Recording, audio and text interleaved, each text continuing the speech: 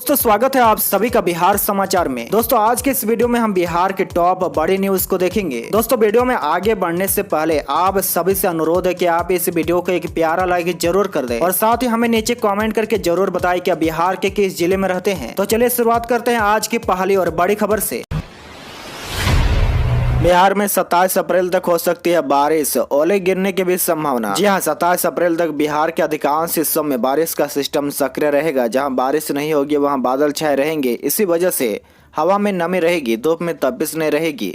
मौसम विभाग ने रोहतास, औरंगाबाद, अरवल में वज्रपात के साथ ही तेज बारिश का अलर्ट जारी किया है। हालांकि मई में मौसम में बदलाव होने के आसार है, गर्मी फिर लौटेगी। इसी दौरान मौसम शुष्क होगा, तापमान में भी बढ़ोतरी होगी। बता दें कि बिहार के सभी हिस्सों में आर्द्रता 37 से 88% तक बढ़ी है। इससे बारिश की संभावना बन गई है। पटना, गया, भागलपुर, नालंदा, नवादा सहित बिहार के 35 जिलों में हल्की बारिश के आसार है। वहीं रोहतास, औरंगाबाद, अरवल में तेज बारिश का अलर्ट है। मौसम विभाग ने सभी 38 जिलों के लिए तेज हवा, आंधी, आकाशीय बिजली और ओलावृष्टि को लेकर अलर्ट जारी किया है। इसी दौरान 30 से 40 किलोमीटर प्रति घंटे की रफ्तार से तेज हवा चलेगी। बिहार में अब हिट एंड रन केस में जान गंवाने वालों के आश्रितों को मिलेगा 2 लाख का मुआवजा। डीएम के स्तर से राशि का होगा भुगतान। बिहार में अब हिट एंड रन के केस में जान गंवाने वालों के आश्रितों को 2 लाख का मुआवजा मिलेगा। डीएम के स्तर से राशि का भुगतान किया जाएगा। साधारण बीमा परिषद द्वारा मुआवजे की राशि सीधे आश्रित परिवार के बैंक खाते में मिलेगी। हिट एंड रन वाहन दुर्घटना के मामलों में मृतक के परिजनों को 2 लाख रुपए मुआवजा की राशि का भुगतान किया जाएगा। वहीं गंभीर रूप से घायल की स्थिति में 50,000 रुपए का भुगतान लाभुक को किया जाएगा। इस संबंध में त्वरित कार्रवाई के लिए परिवहन विभाग ने सभी जिला पदाधिकारियों को निर्देश दिया है। पटना के कनौली में बनेगा नया बस स्टैंड। रिंग रोड के बगल के निर्माण के लिए 50 एकड़ जमीन की जरूरत। पटना के बिहाटा अंचल के कनौली में बनने वाले नए बस स्टैंड के लिए बुडको से जमीन को लेकर अधियाचना का इंतजार हो रहा है। बुडको से अधियाचना मिलने पर बस स्टैंड के निर्माण के लिए जिला प्रशासन जमीन अधिग्रहण की प्रक्रिया शुरू करेगा। इसके लिए लगभग 50 एकड़ जमीन की जरूरत होगी। इसमें कनौली में 13 व प्रौद्योगिकी में पेनाटी में 37 एकड़ जमीन का अधिग्रहण होना है। सूत्र से प्राप्त जानकारी के अनुसार शहर के नए बस स्टैंड का निर्माण बुडको के द्वारा किया जाना है।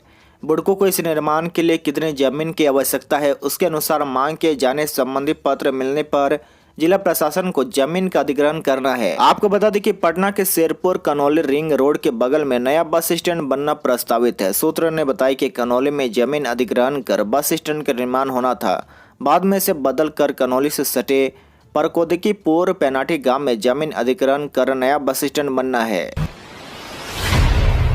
5 से 17 साल की उम्र के लोगों को आधार अपडेट के लिए अब नहीं देना होगा शुल्क। भारतीय विशिष्ट पहचान प्राधिकरण ने अपने शुल्क में बदलाव किया है। इस बदलाव के तहत अब आधार कार्ड को अपडेट कराने और नए आधार कार्ड बनवाने के लिए नए शुल्क तय किए गए हैं, जिसके तहत 5 से 17 साल की उम्र के लोगों को आधार कार्ड अपडेट कराने के लिए शुल्क नहीं देना होगा। नए प्रावधान के तहत आधार कार्ड बनाने के लिए कोई शुल्क नहीं देना होगा। 5 से 7 और 15 से 17 साल के उम्र के लोगों को बायोमेट्रिक्स अपडेट के लिए कोई भी शुल्क नहीं देना होगा।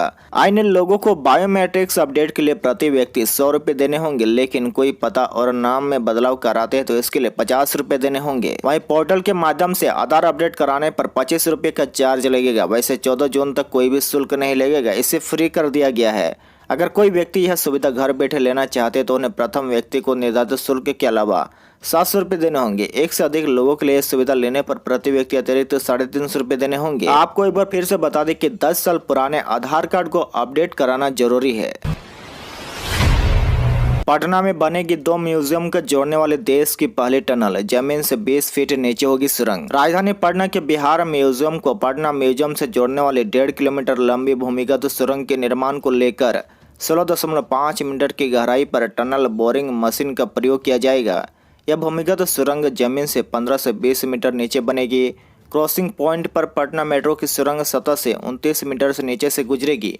बेली रोड के नीचे क्रॉसिंग पॉइंट पर इसे भूमिगत सुरंग और पटना मेट्रो की सुरंग में लगभग 6.5 मीटर की दूरी होगी। डीएमआरसी के मुताबिक तकनीक से बेहतरीन इस्तेमाल से 2 संग्रहालय को जोड़ने वाली अपनी तरह की यह भारत की पहली सुरंग होगी।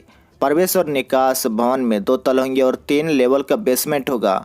भवन में सुरक्षा जांच, सामान लिफ्ट और आम जनता के लिए कई सुविधाएं होगी। अधिकारी ने बताया कि प्रस्तावित सुरंग पूर्ण रूप से वातानुकूलित होगी और सुरंग के दोनों सिरों पर 2 लिफ्ट होगी। जो लोग पैदल चलकर दूरी तय करना चाहेंगे उनके लिए सीढ़ियां एवं पैदल पथ होगा। बिहार में 22 लाख सीटों पर एडमिशन की प्रक्रिया शुरू। आर्ट्स में सबसे ज्यादा सीट। बिहार विद्यालय परीक्षा समिति ने इंटर में एडमिशन के लिए स्कूल व कॉलेज की सूची जारी कर दी है। इस बार इंटर में एडमिशन के लिए 10,266 स्कूल व कॉलेज शामिल है। इसमें साइंस, आर्ट्स व कॉमर्स व वोकेशनल कोर्स मिलाकर 22,97,320 सीटों पर एडमिशन होगा। इस बार पिछले साल की तुलना में 3 लाख से अधिक सीटें बढ़ी है। इंटर में सबसे ज्यादा आर्ट्स में 10,17,692 सीटें उपलब्ध है। वहीं साइंस स्ट्रीम में 9,80,559 और वाणिज्यिक संकाय में 2,28,797 सीटें एडमिशन के लिए इस बार उपलब्ध रहेगी।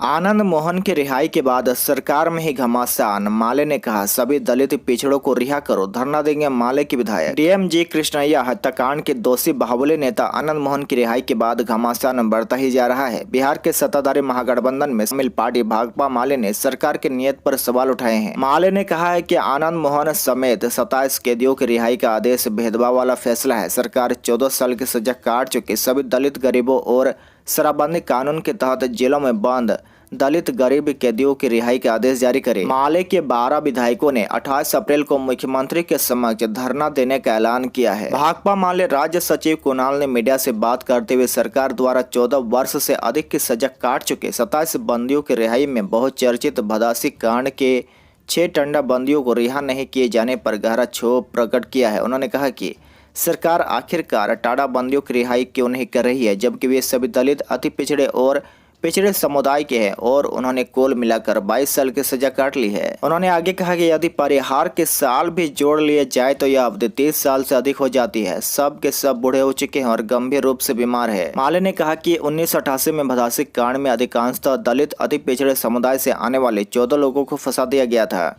उनके ऊपर टाड़ा कानून उक्त वक्त लाद दिया गया था जब पूरे देश में वह निरस्त हो चुका था। 4 अगस्त 2023 को सबको आजीवन कारावास की सजा सुनाई गई थी। सजा पाने वाले 14 लोगों में से अब सिर्फ 6 लोग ही बचे हैं, जबकि बाकी लोगों की मौत उचित इलाज के अभाव में हो चुकी है। वह देखिए नीतीश कुमार पर बरसे प्रशांत किशोर, बोले चंद्रबाबू नायडू जैसे होगा नीतीश कुमार का हाल। चुनावी रणनीतिकार प्रशांत किशोर ने एक बार फिर से बिहार के मुख्यमंत्री नीतीश कुमार पर हमला बोला है। मंगलवार को प्रशांत किशोर ने नीतीश कुमार की तुलना आंध्र प्रदेश के पूर्व सीएम चंद्रबाबू नायडू से करते हुए बताया कि 2019 के लोकसभा चुनाव में उनके ऐसे ही प्रयासों का अंजाम क्या हुआ था। उन्होंने कहा कि जिस पार्टी के पास शून्य सांसद है वे देश के प्रधानमंत्री का फैसला कर रहे हैं, जिसका कोई स्थान नहीं है वह सभी को एकजुट कर रहा है। प्रशांत किशोर ने कहा कि आंध्र प्रदेश के मुख्यमंत्री चंद्रबाबू नायडू भी 2019 में उसकी भूमिका में थे, जिस भूमिका में नीतीश कुमार आने का प्रयास कर रहे हैं। नीतीश कुमार की लंगड़ी सरकार है मगर आंध्र प्रदेश के मुख्यमंत्री बहुमत थे। यही भूमिका चंद्रबाबू नायडू ने शुरू की थी कि सभी को मैं साथ लाऊंगा। उसका नतीजा ये हुआ कि 23 विधायक जीते और वे सत्ता से बाहर हो गए।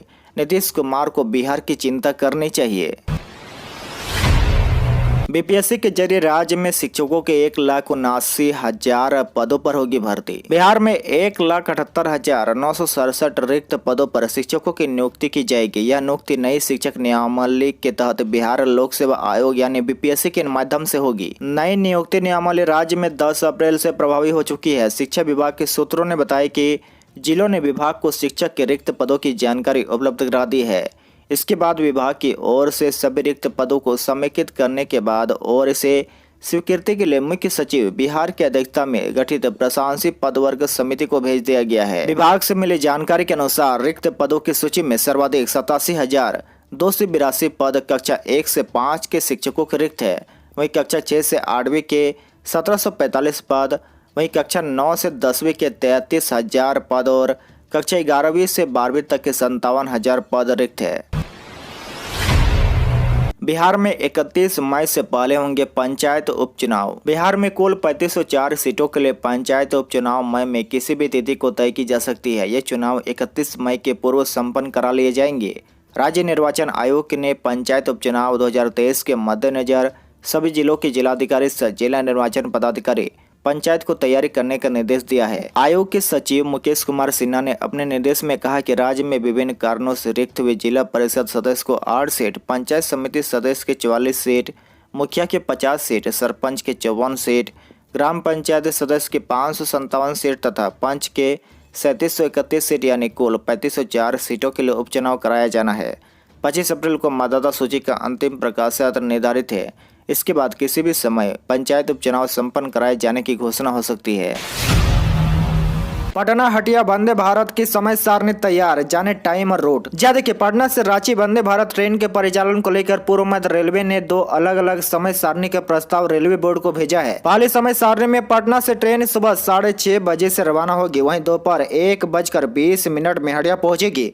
वहीं हटिया से ट्रेन दोपहर 2 बजे खुलेगी और रात 8:25 में पटना पहुंचेगी। वहीं दूसरी समय सारणी के तहत हटिया से यह ट्रेन सुबह 7:55 में रवाना होगी और 2:20 में पटना पहुंचेगी। वहीं पटना से ट्रेन दोपहर 3:25 में प्रस्थान करेगी और 9:50 में हटिया पहुंचेगी। प्रस्ताव में कहा गया कि पटना गया रेलखंड पर वंदे भारत ट्रेन का परिचालन 100 से 110 किलोमीटर प्रति घंटे की रफ्तार से हो सकता है। हालांकि इसके परिचालन तिथि को लेकर अभी आधिकारिक घोषणा नहीं की गई है। वहीं भारतीय रेलवे के सूत्रों के अनुसार बताया जा रहा है कि पटना से रांची चलने वाले वंदे भारत एक्सप्रेस को प्रधानमंत्री नरेंद्र मोदी झंडा दिखा सकते हैं। बिहार के लोगों पर महंगाई की मार, सुधा दूध के दाम फिर से बढ़ाए गए। पहले से महंगाई की मार झेल रहे लोगों को एक और झटका लगा है। बिहार में सुधा दूध के दाम में वृद्धि कर दी गई है। सुधा दूध और डेयरी प्रोडक्ट बेचने वाली संस्थान बिहार राज्य दूध सहकारी संघ लिमिटेड ने सभी प्रकार के दूध के दाम में वृद्धि का ऐलान कर दिया है। 24 अप्रैल से लोगों को बढ़ा हुआ दाम देना होगा। बिहार राज्य दूध सहकारी संघ लिमिटेड द्वारा दी गई जानकारी के मुताबिक सुधा डेयरी का दूध 24 अप्रैल से 2 से 3 रुपये प्रति लीटर महंगा हो जाएगा। बिहार राज्य दूध सहकारी संघ लिमिटेड ने कहा है कि दूध उत्पादन करने वाले लोगों को पैसा बढ़ाया जा रहा है। इसके साथ ही दूध की कीमतों में वृद्धि की गई है। कॉम्पेड के अधिकारियों ने कहा कि सुधा फुल क्रीम दूध की कीमत अब 59 के बजाय 62 रुपये होगी। वहीं 24 अप्रैल से टोल्ड मिल्क की कीमत 49 रुपये लीटर होगी। सुधा गाय का दूध अब 52 रुपये लीटर प्रति रस मिलेगा। वहीं सभी तरह के दूध में 2 से 3 रुपये की बढ़ोतरी की गई है। पटना जंक्शन के पास बनेगी मेट्रो की 2 सुरंगें, होगी 3 मंजिला स्टेशन। पटना जंक्शन के पास बनने वाले मेट्रो स्टेशन के लिए जुड़वा सुरंग बनाई जाएगी। यहां से एक सुरंग फ्रेजर रोड से गांधी मैदान अशोक राजपथ होते हुए ISBT की तरफ जाएगी, वहीं जबकि दूसरी बेली रोड की तरफ निकलेगी जो सगुना मोड़ के आसपास समाप्त होगी। जंक्शन के पास निर्माण कार्य को लेकर दिल्ली मेट्रो रेल कॉरपोरेशन ने प्रारंभिक तैयारी शुरू कर दी है। जमीन के नीचे 3 मंजिला स्टेशन बनेगा। DMRC के मुताबिक पटना जंक्शन के पास बनने वाले मेट्रो स्टेशन इंटरचेंज होगा। यहां से पाटलिपुत्र, ISBT और सगुना मोड़ दोनों ओर जाने वाले मेट्रो पकड़ी जा सकेगी। इसके लिए पटना जंक्शन गोलंबर के पास भव्य मेट्रो स्टेशन बनाया जाएगा। यह मेट्रो स्टेशन 3 मंजिला होगा। पहले तल पर दुकानें, टिकट काउंटर आदि होंगे, जबकि दूसरे और तीसरे तल पर अलग अलग रूट की मेट्रो ट्रेन चलेगी। में अब 4 साल के ग्रेजुएशन में CGPA 7.5 से अधिक है तो PhD में सीधे मिलेगा दाखिला। राज्य के सभी विश्वविद्यालय में नए सत्र 2023 से 4 साल का ग्रेजुएशन कोर्स शुरू हो जाएगा। सभी विश्वविद्यालय व कॉलेजों के लिए एक तरह के पाठ्यक्रम बनाए जा रहे हैं। इस पाठ्यक्रम में UGC की गाइडलाइन का ख्याल रखा जाएगा। UGC ने 4 साल के ग्रेजुएशन के लिए कई महत्वपूर्ण सुझाव और नियम सभी विश्वविद्यालय को उपलब्ध करा दिया है।